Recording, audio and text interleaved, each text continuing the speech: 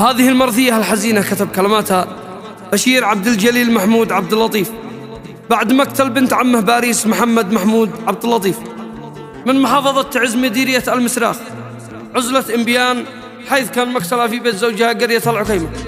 والقصيدة تحكي وتعبر بما فيها. أداء الشاعر أيمن هيسان.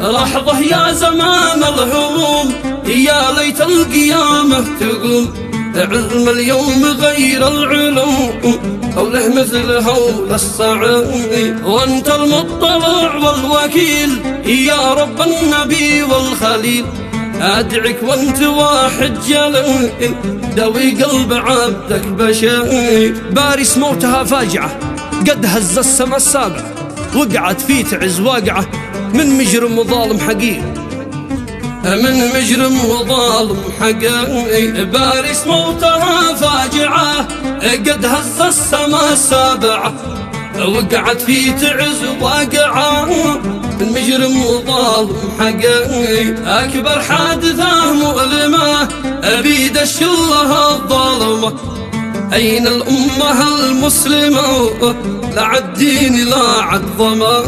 أعظم فاجعة في الوطن منها يكشعر البدن، صهزت رجال يمان شبت بالرضيع السغمي، شله داهمت بيتها نص الليل وهي وحدها، لفوا بالحبل يده رحمه ولا به ظما. كم من نغل في وقتها يا ناس استغل ضعفها، جوها في غياب زوجها سووا جرم ما له نظر.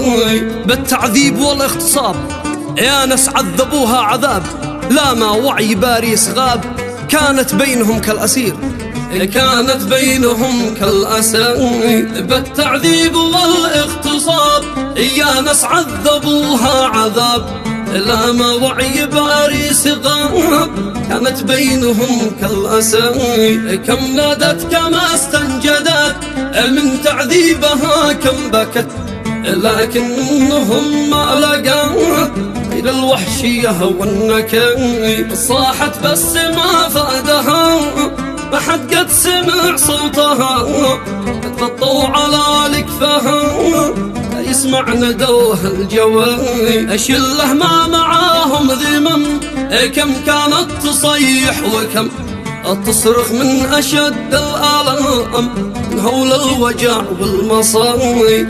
ما استكفوا بتعذيبها حطوا الحبل في عنقها، قد قاموا على خنقها ويقاف النفس والزفير، ويقاف النفس والزفير. ما استكفوا بتعذيبها حطوا الحبل في عنقها، قد قاموا على خنقه ويقاف النفس والزفير. باريس كم ترجت لهم شدت قسى ضربهم، لكن واصلوا ظلمهم سفك دمها بالأخير. ماتت من قسى جرمهم، مات الظلم في يدهم، باريس ويش سوت بهم يا ناس ظلم باريس كبير. وين الدين يا مسلمين يا أهل العدل يا سامعين، المظلوم بمن يستعين، هل عد شي عروبه تغير، هل عد شي عروبه تغير. وين الدين يا مسلمين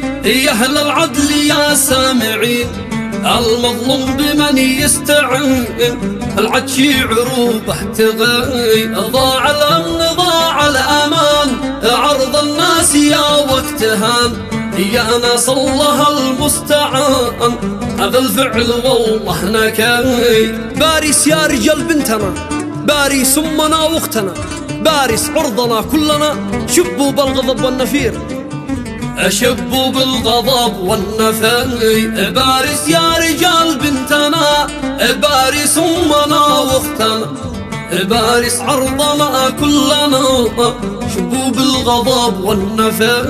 يا باريس شعب اليمن لن يرضى ويسكت ولا نخرج جميعا معا، لا يمكن لدم مش يسيء. بناشد كبار القضاة